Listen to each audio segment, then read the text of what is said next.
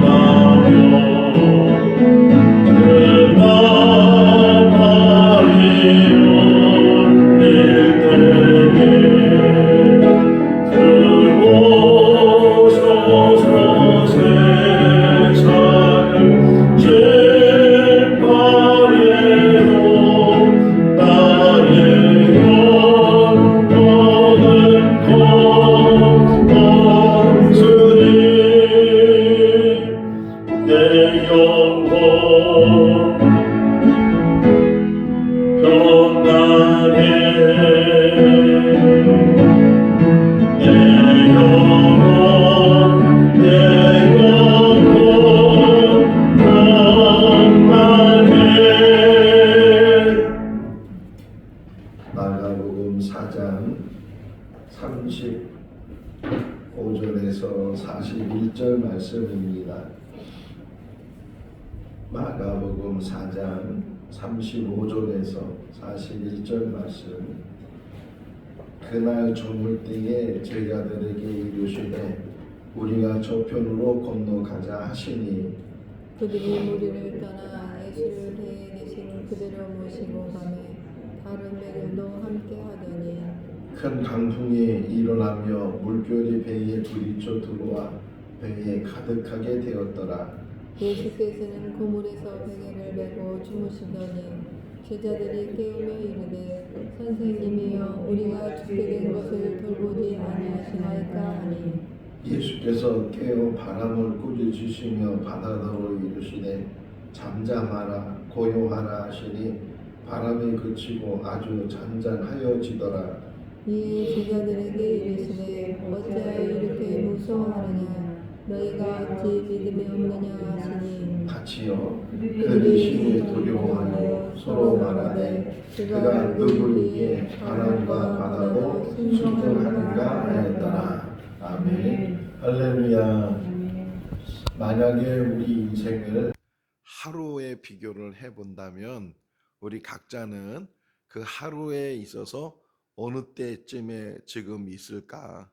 하루를 보면 24시간으로 나눌 수 있고 또 크게 나누면 오전 오후로 나눌 수 있고 또 오전 오후도 오후는 낮에 또는 저녁에 밤중에 뭐 이렇게 또 나눌 수도 있는데 어쨌든 우리 인생을 다시금 이 하루의 시간을 보면 오전은 벌써 훤히 지나갔고 또 오후도 많이 지나가지 않았을까. 이제는 저물어 가는 밤이 되고 또 심지어는 밤중이 되는 이제 어떻게 보면 우리 인생이 앞으로 남은 시간이 얼마 남지 않은 그러한 시간 속에서 우리가 살아가고 있지 않을까 하는 생각을 하게 되고 오늘 본문을 묵상하면서 오늘 시작이 어떻게 시작이 되냐면 저물 때 그렇게 시작이 되거든요.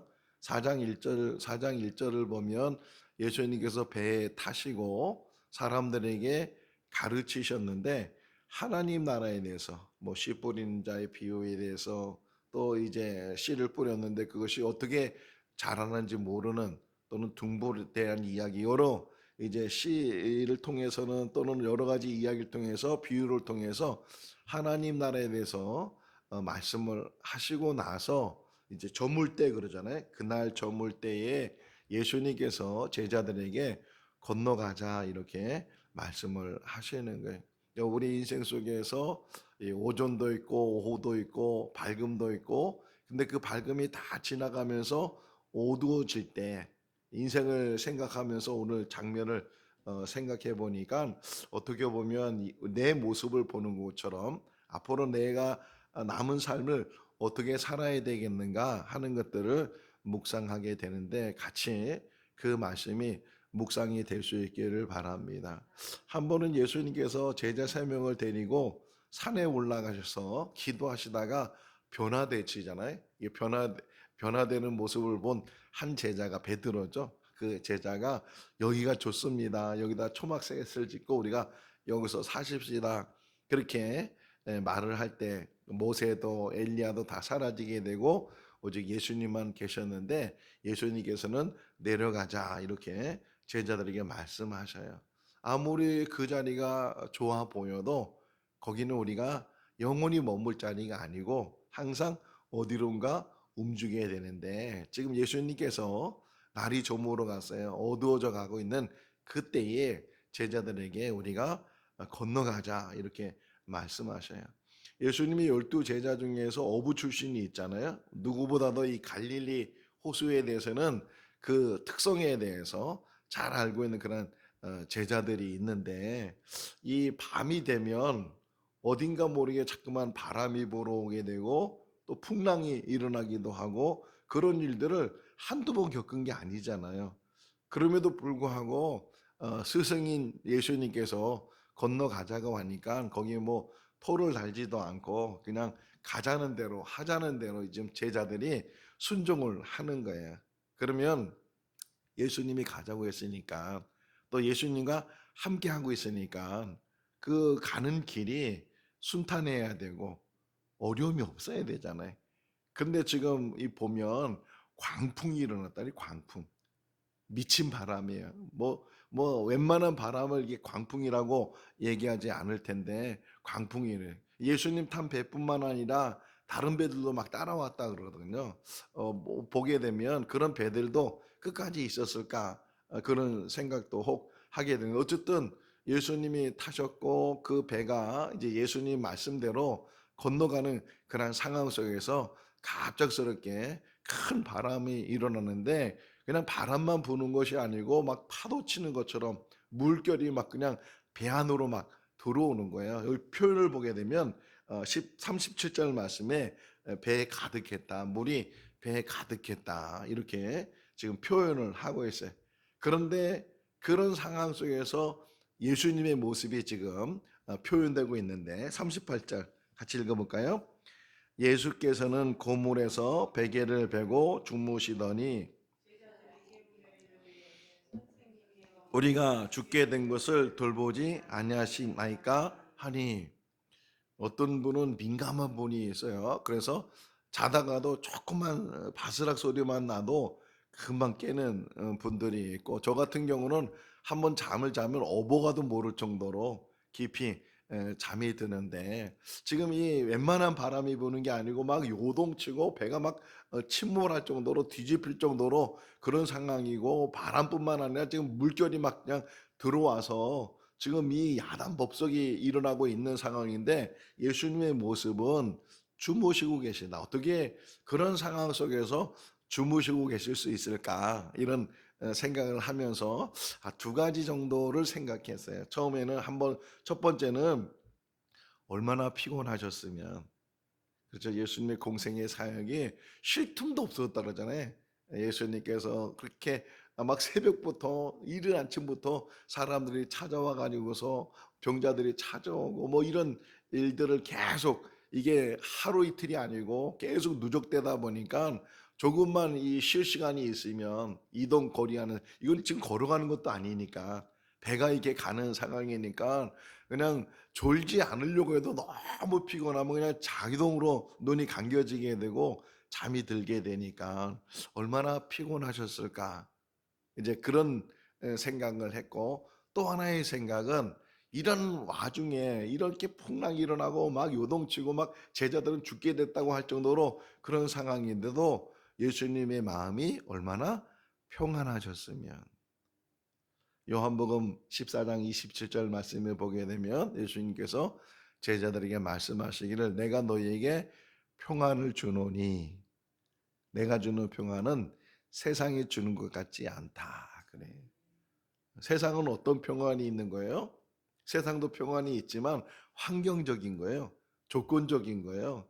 기쁠 때 평안이 있고 근데 조금만 문제가 생기고 조금만 시험이 오고 그러면 이제 평안은 다 사라지고 잠도 안 오고 막 그러잖아요. 밥맛도 없어지게 되고 불면이 생기게 되고 그런 이제 세상적인 평안이 그런 조건적인 거 환경적이고 그런 평안인에 반해서 주님이 주시는 평안은 어떤 상황에서든지 주변에 요란하든지 뭐 하든지 그냥 그건 뭐 아무 상관이 없어요. 왜? 하나님이 주시는 평안이 우리 가운데 있으면 그런 평안이 우리 가운데 있을 수 있기를 바랍니다. 자, 주님이 건너가자고 해서 지금 건너가는 상황에서 큰 강풍이 일어나게 되고 바람이 불고 물이 막 넘치고 그런 상황에서 어떻게 할 도리가 없어요. 지금 아까도 잠깐 말씀드렸지만 제자들 중에서는 어부 출신들이잖아요. 배를 뭐 한두 번 타봤게 했어요. 어릴 때부터 주님 따르기 전까지 배에서만 살았던 사람들이니까 그 어떤 위경이나 난관도 잘 이겨나갈 수 있고 해결할 수 있는 그런 사람들 텐데도 불구하고 이거는 감당을 못하는 거예요. 자기들 경험이나 자기들 지식이나 자기들 힘으로는 감당을 못하는 거예요. 그러다 보니까 이제 할 수 없이 부득이하게 고물에서 주무시고 계시는 예수님을 막 흔들어 깨우는 거예요. 흔들어 깨워서 또 표현을 우리 읽었지만 뭐라 그래요? 우리가 죽게 된 것을 왜 돌보지 않으십니까? 이 무슨 표현이에요? 왜 우리를 죽게 합니까? 왜 지금 이 저물 때 이 밤에 이 풍랑 부는 때에 왜 건너가자고 했습니까? 이 말 속에서 지금 어떤 면에서 다급해서 간청하는 그런 말인 것 같기도 하면서 또 한편으로는 그 이유가 그 원인이 당신 때문입니다. 선생님 때문입니다. 왜 우리를 이곳까지 이끌어 왔습니까? 이런 표현일 수도 있잖아요. 우리가 우리 인생 속에서 살다 보면 어려운 일들, 힘든 일들, 생각지도 않은 일들, 강풍이 부는 일들, 이런 일들을 닥쳤을 때 물론 우리 힘으로 해결하려고 그렇게 하지만 그러지 않았을 때 원망하잖아요. 그게 이스라엘 백성들의 모습이었잖아요. 광야에서 조금만 문제가 생기고 조금만 힘들고 뭐 배고픈 것, 목마른 것 이런 게 계속 불평과 원망으로 여기서 우리를 죽게 하느냐고 그래도 애굽에 있을 때는 고기도 먹고 편안히 살았는데 왜 우리를 이곳까지 끌고 와서 우리를 여기서 죽게 하냐고 그런 원만 불평, 이런 것들이 이스라엘 백성들의 모습이고 제자들의 모습이고 또 우리의 모습일 수 있다. 자, 어쨌든 막 깨워서 우리를 왜 이렇게 이곳까지 와가지고 우리를 돌보지 않습니까? 막 예수님을 깨웠어요. 그때 예수님이 일어나셔서 뭐라고 여기 표현하고 있어요? 꾸짖었다. 바람을 꾸짖어서 잠잠하라, 고요하라 이렇게 말씀하시니까 그렇게 불었던 광풍이 예수님 말씀하는 그 말씀으로 그 광풍이 사라졌다는 게, 요동쳤던 그러한 그곳이 고요한, 그 원래 거기가 호수잖아요. 호수의 어떤 특징이 뭐예요? 잔잔하고 고요하고 바다야 이제 막 풍랑이 일어나고 파도 치고 그러지만, 근데 거기는 이제 헐몬산에서 내려오는 바람이 세차게 내려오니까 그 바람이 바다 역할을 막 바다의 모습으로 막 변화시키고 강풍이 일어나게 되는데, 주님께서 말씀하시죠. 고요하라, 잠잠하라 이렇게 말씀하셨을 때 순간적으로 그 바람이 다 멈추게 되고 고요하게 됐을 때, 그 다음이 중요해요. 그 다음에 우리 주시는 말씀이 40절 말씀이거든요. 읽어볼까요? 이에 제자들에게 이르시되 어찌 믿음이 없느냐 하시니, 어찌하여 무서워하느냐, 어찌 너희가 믿음이 없느냐. 이게 오늘 제가 처음 묵상 말할 때, 지금 우리 인생이 어느덧 오전이 지나고 또는 오후가 지나고 이제 저녁 무렵 어두워지잖아요.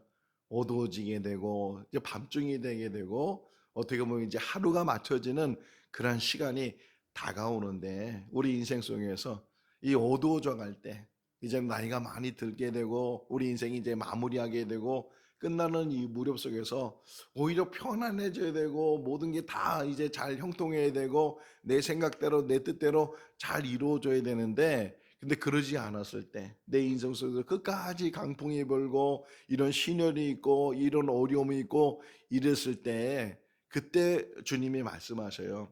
두려워하지 말고 믿음을 가져라. 어찌하여 두려워하고 어찌 믿음이 없느냐. 마지막까지 우리가 붙들어야 되는 것은 믿음인 줄로 믿습니다.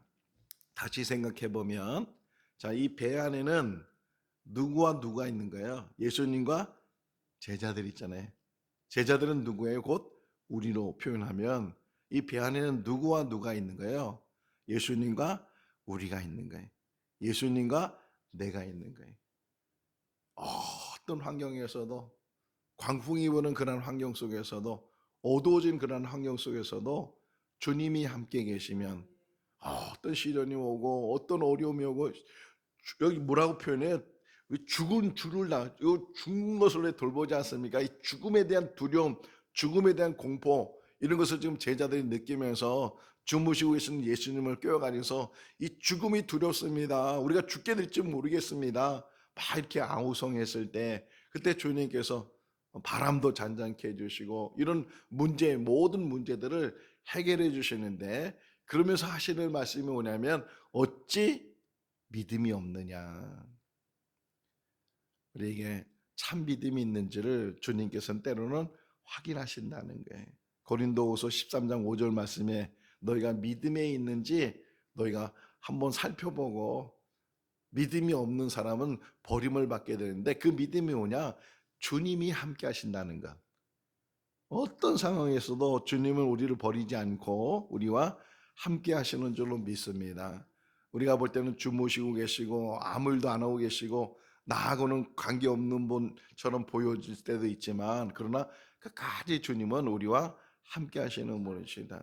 그러니까 환경이 우리를 두렵게 하고 환경이 우리를 공포스럽게, 환경이 우리를 죽음의 어떤 모습으로 우리에게 보여진다 할지라도 끝까지 우리가 주님을 붙들고 주님과 함께함을 믿고 의지하게 되면, 아니 하나님이 함께 하시잖아요. 하나님이 함께 하시는 것을 믿고 의지하게 되면 이 강풍도 우리가 해결하게 되고, 자 보세요. 41절 말씀이 그러잖아요. 그들이 심히 두려워서, 반복된 단어예요. 심히 그러니까 두렵고 두려워서 그들이 고백하기를 그가 누구이에 바람과 바다도 순종하는가. 그가 누구이기에, 이 말이 중요해요. 그가 누구이게? 그가 누구예요? 하나님이시잖아요. 온 세상을 만드시고 주관하시는 분이 하나님이신데, 그 하나님이 사람 돼서 이 땅에 오셔서 인류를 구원하시기 위해서 이제 희생 제물이 되기 위해서 이 땅에 오셔서 지금 사역하는 과정 속에서 때로는 이런 어려움 속에서 우리에게 보여주시는 것이 내가 너와 함께한다. 마태복음 1장을 보니까 예수님 태어나시는 그런 일화 속에서 요셉에게 아들을 낳을 건데 그 이름을 예수로 하라 이렇게 말씀하시고, 그 다음에 또 이어서 하는 게 그는 이름이 임마누엘이다. 하나님이 우리와 함께 하신다. 어떤 풍랑이 일어나도 어떤 어려운 일이 일어나도 하나님이 우리와 함께 하신다. 자, 요나서와 좀 비교할 수 있는 부분이 뭐냐면, 요나서는 이 다시스로 도망가다가 광풍을 만났어요. 거기서 광풍을 만나가지고서 막 그냥 제비를 뽑고 결국은 요나가 제비가 뽑혀지게 돼서 이제 요나가 바다에 빠지게 되는데, 그 자세히 보시면요, 그렇게 제비를 뽑고 나서도 사람들이 이 요나를 던지는 것이 아니고 어쨌든 자기들 힘으로 이것을 이겨나가려고 막 노를 지고 막 애를 쓰는데도 그 바람이 멈추지 않고, 그러다 보니까 결국은 요나가 하는 말이 나를 던지라고. 그래서 요나를 탁 던져버리니까 정말 크게 불었던 바람들이, 광풍들이 그냥 딱 고요해졌어요. 그래서 그들이 하나님을 두려워하게 됐다 이렇게 표현되고 있는데, 자, 그 상황과 이 상황 속에서 차이점이 뭐냐? 세상 사람들은 사람을 희생시키는 거예요. 자기가는 다른 사람을 희생시키는 거예요. 근데 여기서는 표현되어 있지 않지만, 여기서는 실현되지 않지만, 여기서는 주님이 희생하시는 거예요. 바다를 잔잔케 하고 고요하게 하고 이런 모든 것들은 주님이 짊어지시고 주님이 대신 물에 빠지시는, 주님이 죽으시는 그러한 모습 속에서 우리를 구원해 주신다. 세상 사람들은 남을 희생해서 자기의 구원을 받으려고 하지만, 주님은 자신이 희생해서 다른 이들을, 우리를, 나 한 사람을 구원해 주시는 분이 주님이시다. 주님의 그 십자가의 은혜가 사순절이잖아요. 이 십자가의 은혜가 얼마나 큰가. 우리가 죽음을 두려워하고 그런 상황 살지만 그 죽음의 문제를 해결해 주신 분이 주님이시다. 아주 오래전 일인데요. 제가 한번 이제 군복무를 다 마치고 그리고서 좀 시간이 나잖아요. 그래서 서울에 있는 친구를 만나려고, 근데 그 친구를 오랫동안 이렇게 연락을 하지 못하다가 그냥 전화번호 하나만 가지고 친구 만나려고 서울로 올라갔어요. 근데 전화를, 공중전화죠, 다. 그때는 뭐 핸드폰도 없고 그럴 때니까 전화를 했는데 이 없는 전화라고. 아니, 친구 전화번호 하나 가지고 이제 올라가서 친구 집에서 좀 하루 지내든지 며칠을 좀 지내고 친구를 만나려고 했는데, 좀 미리 제가 좀 전화를 하고 연락을 하고 올라갔으면 되는데 그냥 믿고 그리고 그 전화번호 가지고 서로 올라가서 이제 전화를 했는데 전화 통화를 못 했어요.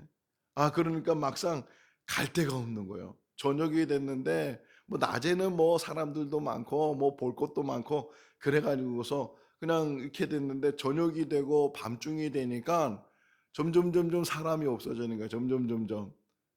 근데 나는 정말 이제는 갈 데가 없는 거예요. 그때 깨달았어요.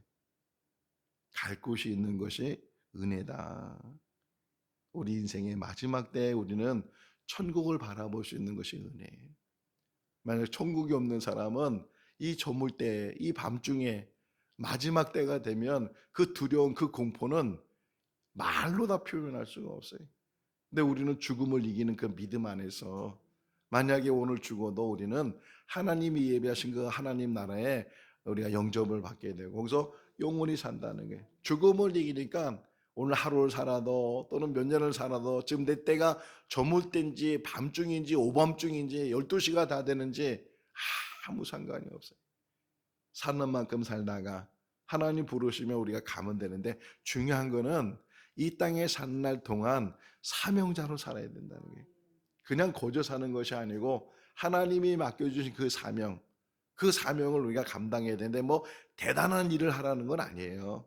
위인이 되라는 것도 아니고 나라를 구하라는 것도 아니고 그냥 각자 주어진 환경 속에서 하나님을 믿는 그 믿음 안에서만 살면 돼. 하나님만 의지하고 하나님이 원하시고 하나님이 기뻐하시고 못하는 일을 시키는 것이 아니고 내가 충분히 할 수 있는 일들, 이런 일들 나에게 우리에게 맡기니까 그런 일들을 감당하면서 오늘도 내일도 또 이 3월 한 달도 또 2024년 한 해도 늘 하나님 주신 사명 속에서 천국 바라보면서 아무리 강풍이 불고 아무리 나를 위협하고 나를 죽음의 두려움 속으로 나를 몰아간다 할지라도 누가 계시다고요? 주님이 계시잖아요. 그분이 말씀하시면 그 모든 문제는 해결이 돼. 내 힘으로 해결할 수 없는 문제를 주님의 말씀으로 해결해 주세요. 우리는 해결사가 계시잖아요. 그 해결사와 더불어 함께 하시면서 날마다 믿음으로 승리해 나가는 우리의 삶이 될 수 있기를 주님의 이름으로 축원합니다. 기도하겠습니다. 사랑이 많으신 하나님 아버지, 오늘 이 새벽에도 우리 인생을 뒤돌아봅니다. 하루를 생각해 볼 때 우리는 벌써 저물 때가 되었고 또 밤중이 되었습니다. 이제 남은 삶이 얼마인지는 알지 못하지만 주님과 동행할 수 있기를 원하고 또 믿음 갖기를 원합니다. 두려움을 이길 수 있는 믿음을 주시고 환경에 어떤 어려움과 시련이 온다 할지라도 광풍이 부는 그런 환경 속에 있다 할지라도 주님을 바라보고 주님과 함께하는 굳센 믿음 안에서 승리하게 하여 주시옵소서. 우리에겐 돌아갈 본향이 있습니다. 하나님께서 예비하신 영원한 천국이 있음을 믿습니다.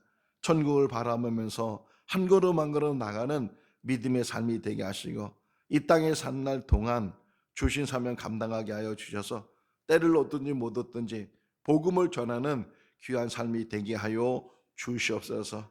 전하는 자가 있어야 들을 수 있고 들은 자가 믿음을 가질 수 있다고 말씀하셨사오니 아버지 하나님, 저희들 말에 부족함이 있고 행함에 있어서도 빛이 소금이 되지 못하는 일들이 많이 있지만 우리를 통해서 하나님의 도구로 쓰임받게 하여 주시옵소서. 오늘도 주 안에서 복된 하루의 삶이 되게 하시기를 간절히 바라옵고 예수 그리스도 이름으로 기도하옵나이다. 아멘.